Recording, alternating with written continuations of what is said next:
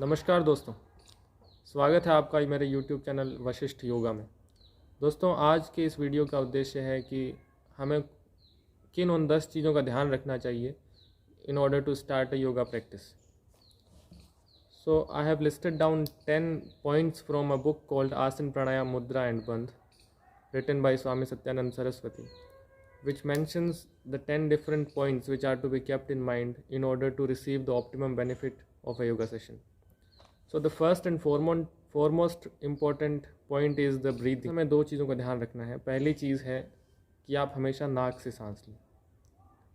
कभी भी जब तक कि आपको स्पेसिफिकली बताया न गया हो तब तक आप केवल नाक से ही सांस लें, मुंह से सांस लेने से बचें।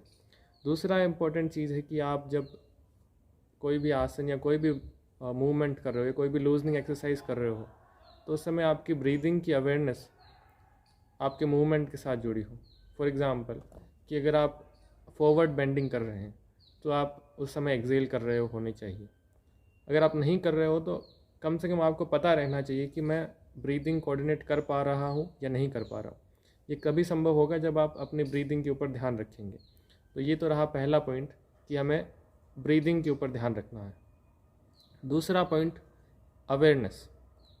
अवेयरनेस से क्या मतलब है? अवेयरनेस से मतलब है कि जब भी आप कोई मूवमेंट कर रहे हो बॉडी का या फिर किसी एक पर्टिकुलर आसन के अंदर कुछ देर के लिए रुक रहे हो, तो उससे आपकी बॉडी के अंदर क्या क्या सेंसेशंस आ रही है, क्या क्या चेंजेस आ रहे हैं, उन्हें आपको महसूस करना है। फॉर एग्ज़ाम्पल कि लेट्स से कि मैं शोल्डर रोटेट कर रहा हूँ, तो शोल्डर रोटेट करते समय आपके कौन से एरिया की मसल्स के अंदर खिंचाव हो रहा है, उस समय ब्लड का फ्लो कैसा है। आप रोटेट करने के बाद जब आप हाथ को नीचे लेके आते हो तो ब्लड का फ्लो बढ़ रहा है या कम हो रहा है, वो सारी चीज़ें आपको अवेयरनेस के थ्रू फील करनी है। इसका कारण ये है कि unlike physical exercise, yoga works on integrating different levels of a personality. It not only works on the physical level but also on the mental, spiritual and psychological levels. So in order to receive those benefits, we have to be aware of the bodily changes that are occurring after doing a certain yogic practice. Okay, so coming on to the third point, which is whether to start from the right side or to left side. Let's say we are we wanted to do the shoulder rotation, again coming on the same example. So हमें left से शुरू करना है या right से शुरू करना है, तो इसका कोई specific hard and fast rule नहीं है कि आपको लेफ़्ट से शुरू करना है या राइट से, बट स्टिल जो राइट हैंडेड पीपल होते हैं they find it easier to start from the right side. तो हमें क्या करना है, अगर आप लेफ्टी हो तो राइट से शुरू करो, और अगर आप राइटी पर्सन हो तो लेफ़्ट से शुरू करो। इससे इक्वल डेवलपमेंट होगा। So if you are a lefty person, start from the right, and if you are a righty, start from the left. So this was the third point. Now coming on to the fourth point. So while we are, it is like, let's say while watching test match, we hear in the commentary ki it is not important to play all the balls, it is also to leave the balls. So while performing a yoga session, while being in a yoga session, it is equally important to relax during the yoga session, so that you can feel the changes that are occurring at different levels of your personality. So after completing a set of exercises, set of asanas, when your body demands, so don't hesitate to rest in savasana or in any relaxation pose. Just close your eyes, observe your breathing and feel the changes. So relaxation is also very important. The fifth point is the counter pose. So what do you mean by counter pose? Let's say you are doing a forward bending, so which involves your backbone is bending towards your knees.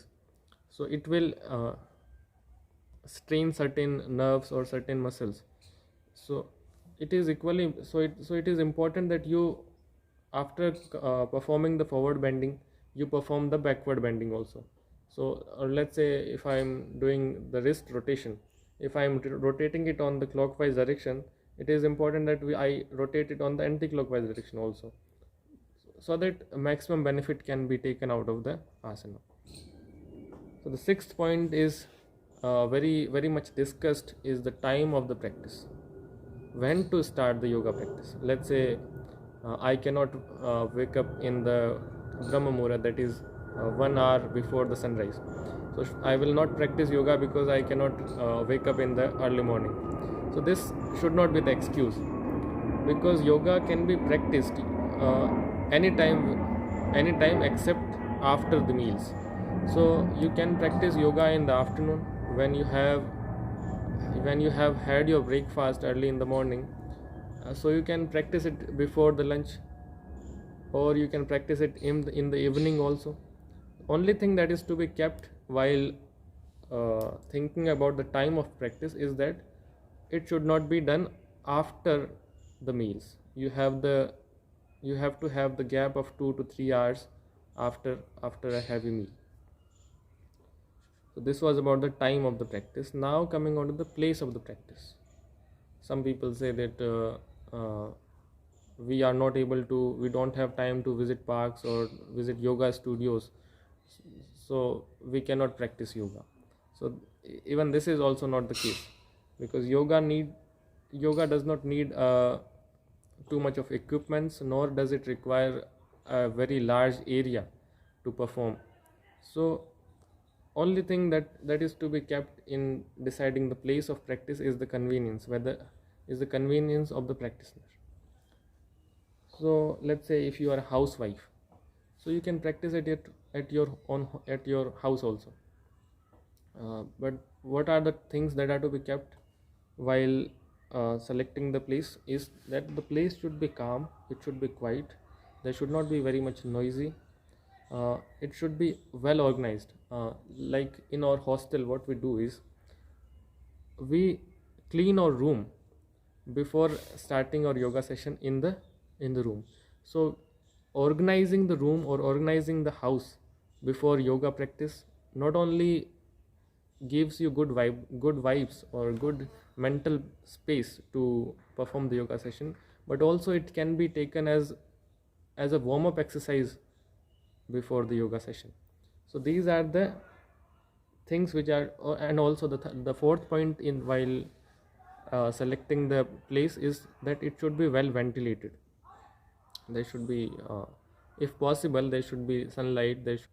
ये तो थी कि कैसा होना चाहिए place of practice. अब बात करते हैं कि प्लेस ऑफ प्रैक्टिस कैसा नहीं होना चाहिए. ये किचन के पास नहीं करना चाहिए, क्योंकि वहाँ पे स्मोक आ सकता है, फाउल स्मेल आ सकती है, और इसको किसी फर्नीचर के पास करने से हमें बचना चाहिए, क्योंकि जब हम रोटेट करते हैं, हम हाथ मूवमेंट करते हैं, तो कभी कभी होता है कि हमारा हाथ किसी टेबल से टच हो गया तो उससे इंजरी वगैरह हो सकती है. तो ये सब कॉमन सेंस बेस्ड चीज़ें हैं जो हमें ध्यान में रखनी चाहिए.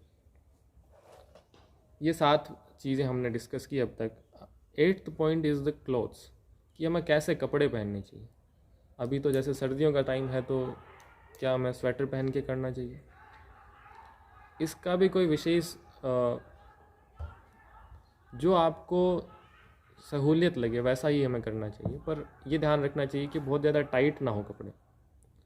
टाइट होने से क्या होगा कि आपके जो ब्लड वेसल्स हैं वो उस समय स्टिमुलेट होती है, उसमें ब्लड का फ्लो बढ़ता है. तो हमें ये ध्यान रखना है कि हमारे कोई भी कपड़े उस ब्लड फ्लो को ऑब्स्ट्रक्ट न कर रहे हों उस समय, चाहे वो कोई ज्वेलरी हो या फिर कोई टाइट कपड़े पहने हो.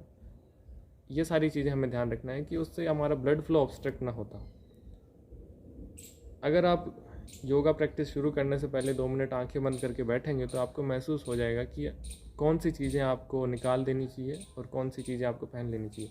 जैसे सर्दियों में, अभी सर्दियों का समय है, तो ऐसा नहीं कि आप अपनी जो वार्म क्लॉथ्स हैं उन्हें निकालना ज़रूरी ही है, ऐसा नहीं है, पर वो ज़्यादा टाइट ना हो, वो आपके मूवमेंट्स को ऑब्स्ट्रक्ट न करते हो, बस इतना ध्यान रखें. उसके बाद बात करते हैं 9th पॉइंट. ये चीज़ें बहुत ज़्यादा 9th पॉइंट बहुत ज़्यादा डिस्कस नहीं किया जाता है, पर मेरे हिसाब से ये भी बहुत इम्पोर्टेंट चीज़ है. वो है योगा मैट.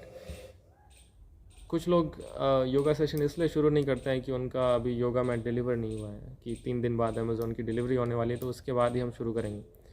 तो ऐसा नहीं है. योगा प्रैक्टिस करने के लिए ठीक है आपके पास एक सर्टेन आसन होना चाहिए, अगर कोशिश करना चाहिए कि हम उस एक ही आसन पर डेली प्रैक्टिस करें। पर यदि हमारे पास योगा मैट नहीं है तो कोई कंपलसरी नहीं है कि आपको योगा मैट पे ही प्रैक्टिस करना है। आप घर के अंदर कोई दरी है, कोई कालीन है, उसे बिछा के उस पर प्रैक्टिस कर सकते हैं। पर ये ध्यान रखना चाहिए कि वो बहुत ज़्यादा पॉलिस्टर बेस्ड ना हो। हालांकि योगा मैट खुद एक प्लास्टिक का ही एक प्रारूप है, पर हमें जो कॉटन बेस्ड चीज़ें होती है उन पे प्रैक्टिस करने से ज़्यादा लाभ होता है। इसके अंदर एक चीज़ जो हमें हमारी घर पे बात की जाती है कि जब भी हम कोई पूजा करते हैं तो हमें ध्यान रखना चाहिए कि जिस आसन पे बैठ के हमने पूजा की है उसको हम समेट के साइड में रख दें।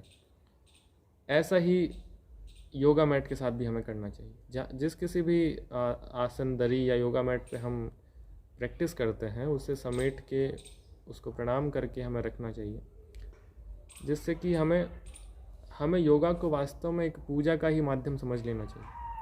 इससे हमारे मन, न केवल शरीर पे अपितु मन और आत्मा को भी विशेष रूप से शांति मिलती है, और यही योगा का उद्देश्य है। और योगा को तो मन का विज्ञान भी कहा है, ऐसा हम कई योगा डेज के ऊपर सुनते आए हैं। तो योगा मैट के विषय में बस इतना कहूँगा कि आप कोई भी आसन यूज़ करें, किसी भी प्रकार का योगा मैट यूज़ करें, पर लास्ट में उसको फोल्ड करके रखें। लास्ट जो सबसे इम्पोर्टेंट है, जिसको ब्रीदिंग जो कि पहला पॉइंट था अपना, उतना ही इम्पोर्टेंट है कॉन्ट्रा इंडिकेशंस को सुनना। सारे आसन सब लोग नहीं कर सकते, कर भी सकते हैं तो उन्हें नहीं करने चाहिए। जैसे अगर किसी को सर्वाइकल स्पॉन्डिलाइटिस है तो उसे फॉरवर्ड बेंडिंग ऑफ नेक नहीं करना चाहिए। अगर आपको ग्रीवा संचालन भी कर रहे हैं, इन सभी मुद्दों पे हम बाद में एक नए वीडियो में चर्चा करेंगे, पर ताकि आप लोग आगे के वीडियोस में इन बातों का ध्यान रखें, इसलिए इसको यहाँ पे इंक्लूड किया गया है कि जैसे कुछ जिसका हाई बीपी है, जिसके हाई ब्लड प्रेशर की समस्या है, या हार्ट रिलेटेड डिसऑर्डर्स जिसको फेस करने पड़ रहे हैं, उन लोगों को बहुत ज़्यादा डायनेमिक एक्सरसाइज करने से बचना चाहिए। उन्हें इन्वर्टेड पोस्चर्स नहीं करने चाहिए। और भी चीज़ें हैं जो कि हर एक आसन से पहले उसके कॉन्ट्रा इंडिकेशंस को सुनना चाहिए कि क्या हम ये आसन कर सकते हैं। उदाहरण के तौर पे अगर किसी को स्टेबिलिटी नहीं है किसी के शरीर के अंदर, मतलब बैलेंसिंग आसन नहीं कर पा रहे हैं, तो उन्हें वॉल सपोर्ट के साथ में करना चाहिए। क्योंकि ये सारी चीज़ें अगर हम उस समय जब योगा प्रैक्टिस कर रहे होते हैं तो काफ़ी उत्साहित होते हैं, तो उस उत्साह के अंदर हम भूल जाते हैं हमारी बॉडी की लिमिटेशंस क्या है। ज़रूरत से ज़्यादा एक्सर्ट नहीं करना चाहिए क्योंकि उससे इंजरी होने का खतरा है। तो ये सारी चीज़ें थी कि कॉन्ट्रा इंडिकेशंस को सुनना चाहिए कि क्या हम ये आसन कर सकते हैं। फॉर एग्जांपल प्रेग्नेंट लेडीज़ हैं तो उन्हें कुछ आसन नहीं करने चाहिए। Even after few months of pregnancy we should avoid certain asanas which we will discuss in later videos। तो ये 10 पॉइंट्स थे जिन्हें आज हमने डिस्कस किया। यदि हम इनका ध्यान रखते हैं तो हम अपनी योगा प्रैक्टिस से अधिकतम लाभ ले सकते हैं। उम्मीद करते हैं आपको ये पॉइंट्स अच्छे लगे होंगे, और आप इन्हें यदि एक और बार दोबारा देखेंगे तो आप इन्हें नोट डाउन कर सकते हैं ताकि आप अपनी योगा प्रैक्टिस को और अधिक